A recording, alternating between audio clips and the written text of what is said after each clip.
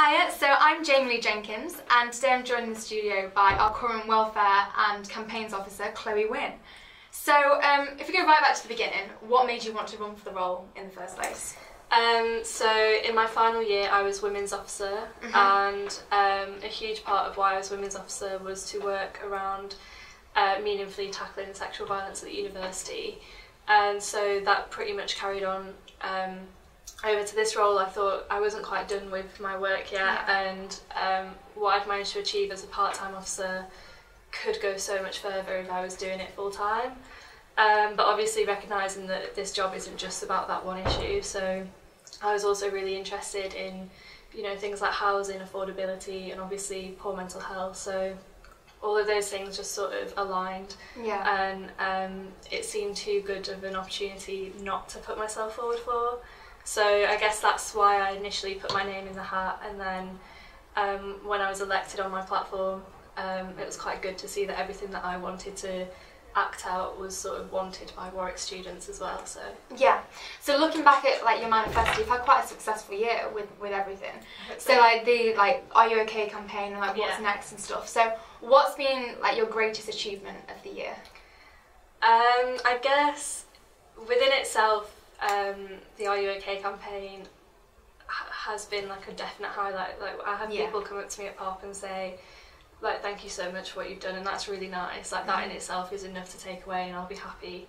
But I guess the thing that's made me proudest, again, is related to tackling sexual violence, but it's the introduction of an independent sexual violence advisor. So I went to Stuart Croft in term 1 and said, we need an independent advisor on campus. The nearest one is in Coventry, but it's really inaccessible for students to get to. So please will you basically bring one onto campus. And from that we've ended up with an agreement between the university and CRASAC, where the university is going to pay money into CRASAC, which in itself is great that they're getting some extra funding, and in return they're going to provide this advisor who's going to work on campus. So if anyone does experience rape, sexual assault, any sexual violence or abuse, there is someone on campus that they can go to immediately. So that is probably my proudest achievement, just because it's so rare. Like there's not another university that's done it so far that I'm aware of. So it's quite sex leading, but also it's really impactful, and I think I quite like having work that will actually make a tangible difference to people. So with like the big campaigns, what sort of planning and stuff goes in behind the scenes? Yeah, so with Are You OK, that was very much, that was quite a huge task over the summer when I started the job. So that was on my manifesto to begin with, and I hadn't really fleshed out what it was going to look like, but I guess I sat down in summer, went through each calendar month and said, okay, we're going to have one day a month, and we're going to try and make it so that the theme is really sort of specialised to that month. So obviously you're not going to have exam stress in November, like you would have something like housing in November. And so I paired up all the themes with all the months, and then before you know it, we've got a calendar.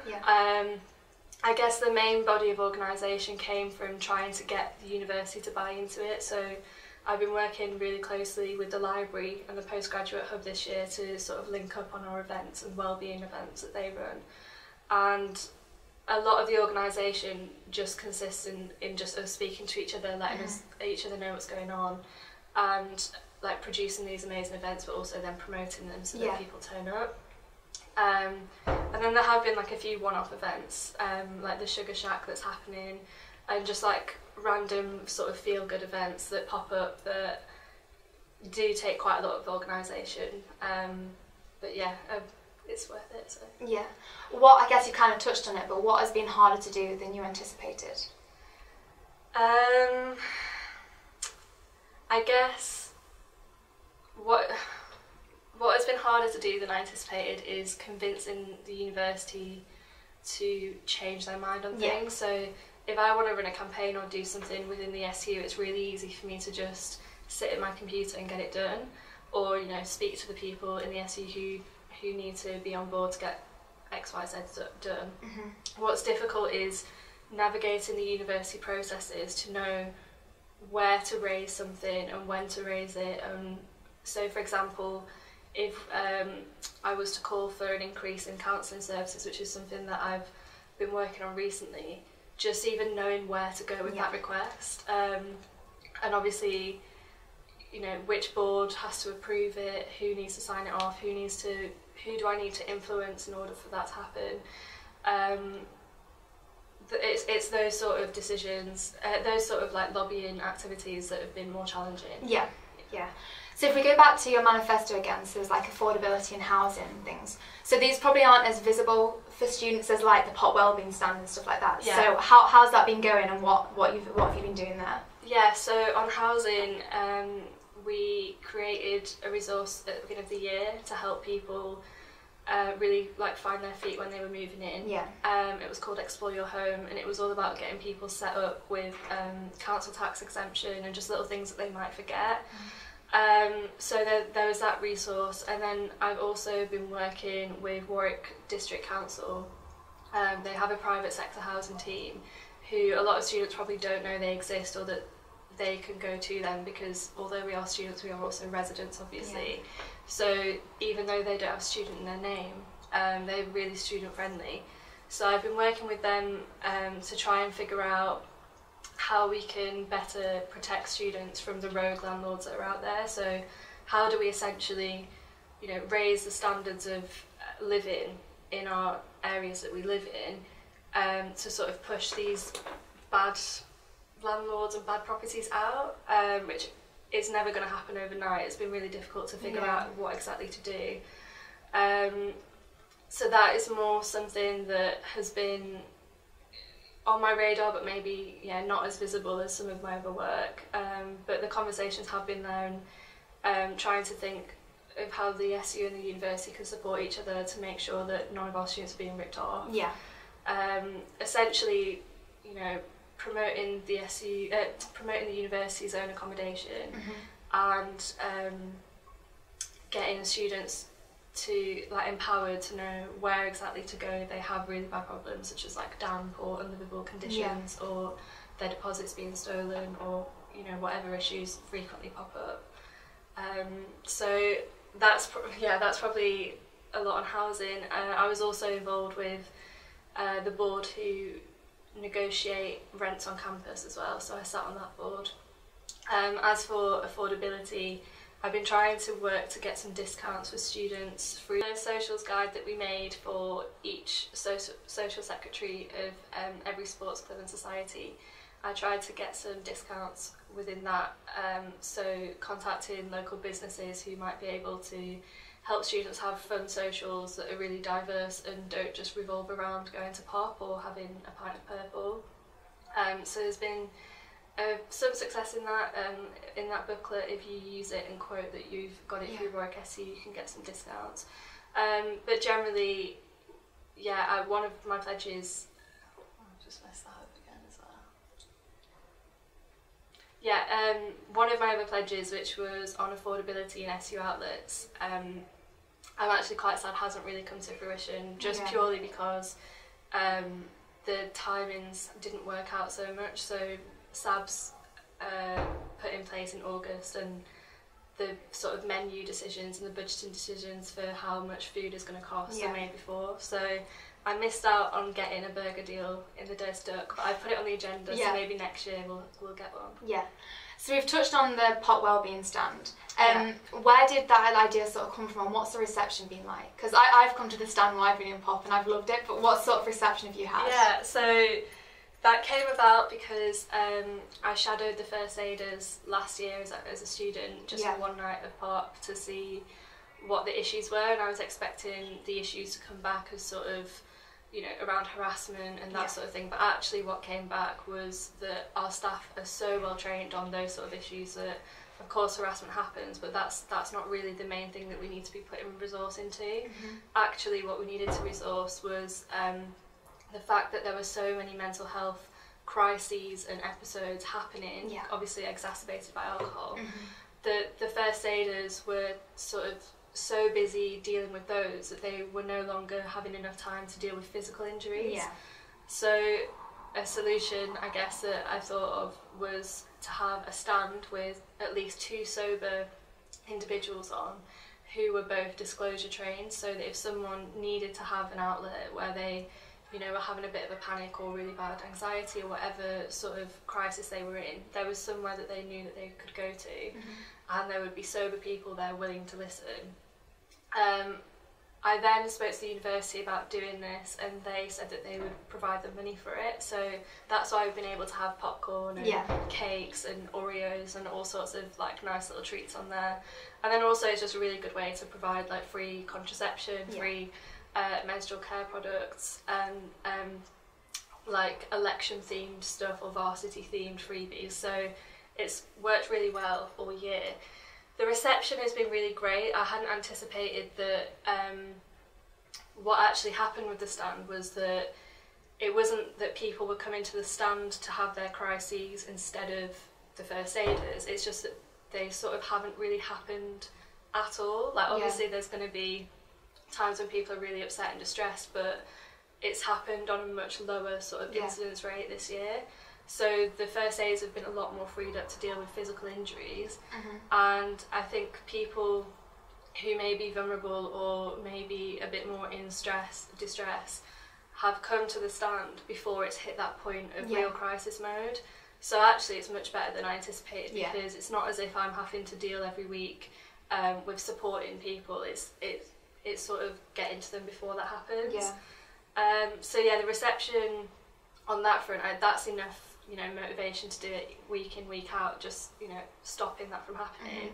But then the reception from people who don't need the stand for that purpose has also been really great. Just you get nothing but adoration from it, which is really nice and uplifting at 1 a.m. while you're sober. So yeah, I really hope that Ellen carries it on next year. Yeah. If anything, looking back on your year, what would you do differently? That's a tough one, yeah.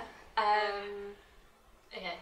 So I guess it's not so much what I'd do differently, but I think if I could redo the year again, I would just be a lot more resilient from day one. It is actually, you know, quite a draining job, quite tough, and I don't think I've necessarily given myself the sort of space and time out that I needed this year to be able to, you know, do the work that I've been doing.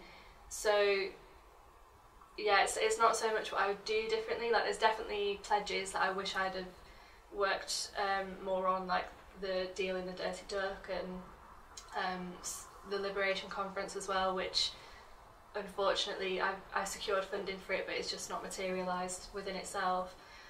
So there's definitely a few things that I'm like, oh, I wish I could have done that, but it's probably a lot more attitude based. I think this year has been tougher than I probably gave it credit for, and it's resulted honestly in like having quite a few absence days, just because it's just so difficult and quite draining. So I do sort of regret that I hadn't had a sort of like self-intervention earlier, just to be able to just cope better. But it's all a learning curve, I guess. That I'm much more resilient now and able to deal with things that come my way. So knowing what you know now, would you run for welfare and campaigns again? Yeah, I would, with caveats, but I definitely would. I think it's been a brilliant opportunity to be able to cement some of the things I was really, you know, I don't want to use the word passionate, but really passionate about. There's been some institutional change around sexual violence that I know that, you know, I can be really proud of, and even just having, you know, I heard recently that someone made an application to Warwick because they'd heard of the Are You OK campaign, which in itself is like, why would you not want to do that and contribute to that? So yeah, the year hasn't been the easiest, but I wouldn't really change it that much. So. What, like, one piece of advice would you give to Ellen, who's obviously coming into your role next year? I'd probably say to Ellen, try and work with your SAB team as much as possible.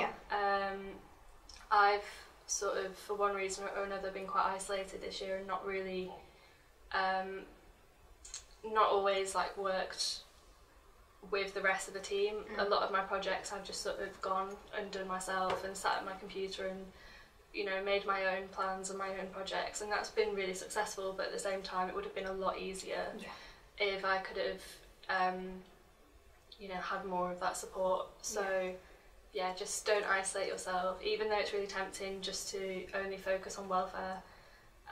There are other responsibilities of the SAB which mean that you're invested in other people's portfolios as well, and there's 6 other people in this building at least who sort of know exactly what's going on with you. So it's sort of not silly, but it would be a mistake not to really, you know, share some of that. And, that'd be my advice. Yeah. What advice would you give to just a Warwick student still here? I would say if I could go back and do being a student differently, I would do so much differently. So on that front, I would say pick a hobby from as soon as you can. Pick a hobby and make that your outlet. And even if you get to term 2 or term 3 or year 2 or year 3 and you don't have something, it's never too late to pick something up that can be your outlet, because work, like, I loved my degree, I found it so interesting, but you do need some sort of escapism. So I'd say pick up a hobby, make sure that you're not getting ripped off by your landlord, and stand up for yourself, like, know your rights with that, because I don't think we give housing enough like, we don't appreciate how big of a burden housing actually is for Warwick students. And probably tweet Stagecoach all the time, because I tweet them all the time and they still don't get the message. So if they're late, tweet them, let them know. But that's everything. And what are your plans for next year? So I am actually emigrating to Canada in September. So I've got a place at the University of Waterloo to do my masters, and I had a few offers from like UK universities, but it's just so unaffordable right now to do postgraduate study. They offered me a scholarship in Canada, so it's sort of too good to turn down. Whereas if I came somewhere in the UK, I would be saddled with debt. And still in the UK, so it's sort of too good of a... might as well be in Canada and not have the debt. Exactly, so I'm really looking forward to that. I've got 4 months until I go. That's so exciting. Well, thank you so much for chatting to me, and thank you for all your work that you've done this year, and best of luck for the future. Cheers, thank you.